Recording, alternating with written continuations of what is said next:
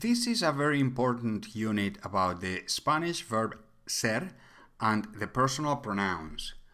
For this unit, you must know the gender, number, articles, adjectives, and the verb I. The Spanish verb ser is very important because it is used all the time. The equivalent in English is the verb to be. As soon as you learn this verb, you will be able to build hundreds of sentences in Spanish, even with very limited vocabulary. For that reason, it is important that you learn this verb well. In this unit, you are going to start learning the subject personal pronouns and the forms of the verb ser for each one of the pronouns. I am, yo soy. You are for informal tone, tú eres. You are for formal tone, usted es. He is, él es.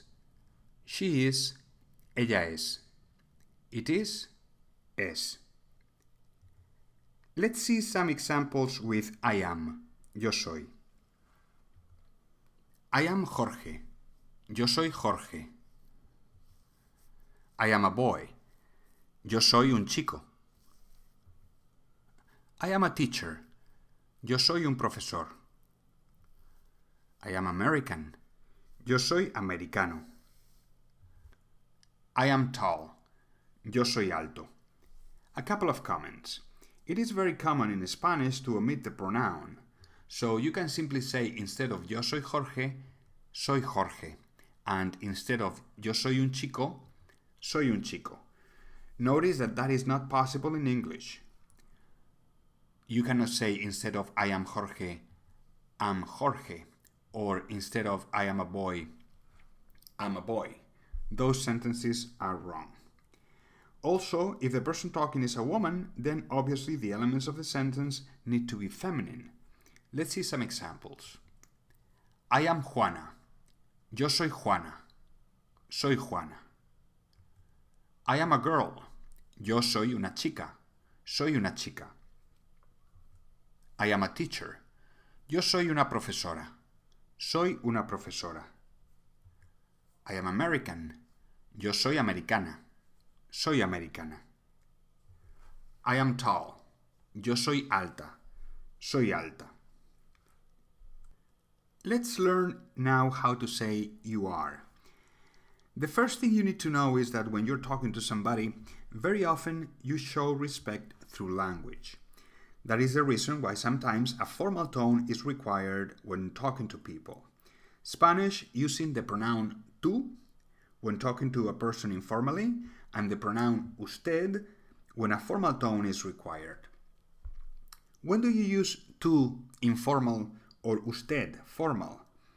That is something that you will have to decide considering your own way of using the language, but there are some conventions. For example, usted is required or preferred when talking to older people or people that you barely know or people in higher work or social hierarchy. For example, Robert Johnson is a medical doctor. It would be expected that his patients call him Mr. Johnson and use the usted or formal treatment, while his wife at home will call him simply Robert and use the tú or informal tone. In many Latin American countries, they are very sensitive to formality and they use usted all the time, even when talking to friends or family members. Let's see some examples with you are in informal tone. Tú eres. You are Manuel. Tú eres Manuel. Eres Manuel. You are a man. Tú eres un hombre. Eres un hombre. You are Spanish. Tú eres español. Eres español. As we said before, it is very common in Spanish to omit the pronoun.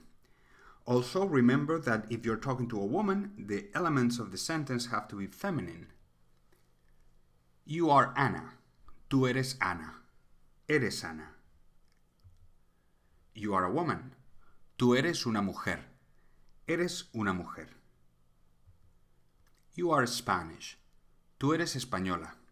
Eres española.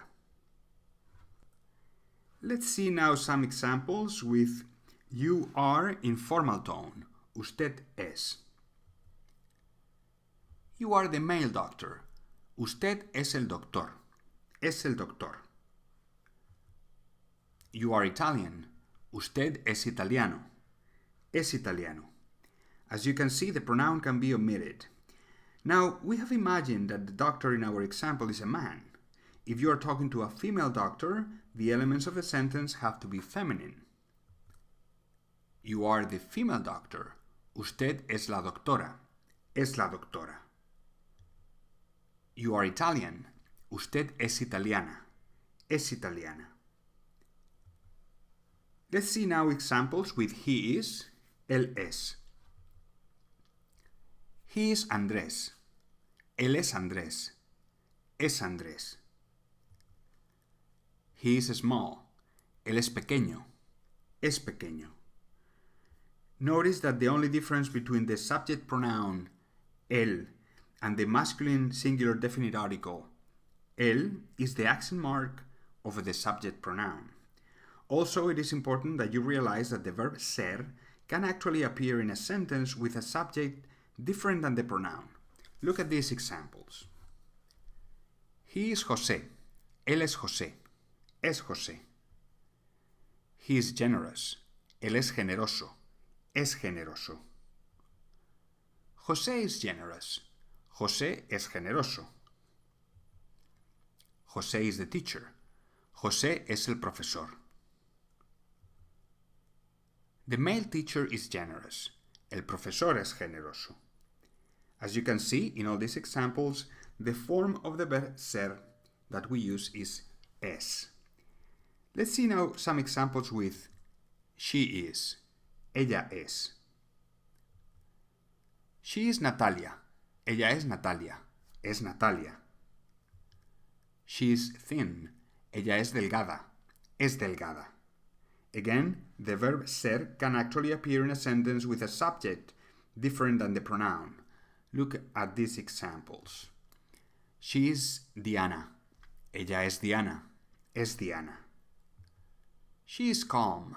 Ella es tranquila. Es tranquila. Diana is calm. Diana es tranquila. Diana is the doctor. Diana es la doctora. The female doctor is calm. La doctora es tranquila. Again, as you can see in all these examples, the form of the verb ser that we are using is es. Let's finally learn how to say it is. Ello es. The English pronoun it refers generally to objects. The equivalent in Spanish is ello. However, it is some kind of ghost pronoun because in Spanish it is not written. In the case of the other pronouns, we learned that we can skip them. In the case of the pronoun ello, the general rule is that we don't write it. Let's see some examples. Talking about a car. It is American. Es americano. Talking about a university. It is German. Es alemana. Talking about an exam. It is difficult. Es difícil. Talking about a motorcycle. It is expensive. Es cara. Talking about a bus. It is yellow. Es amarillo. Let's now wrap it up and see the verb ser again with all the singular subject pronouns. I am. Yo soy. You are, for informal tone. Tú eres. You are, for formal tone. Usted es. He is. Él es. She is. Ella es. It is. Es. Next step. Practice with the verb ser or study the verb ser with the plural subject pronouns. Thank you for watching.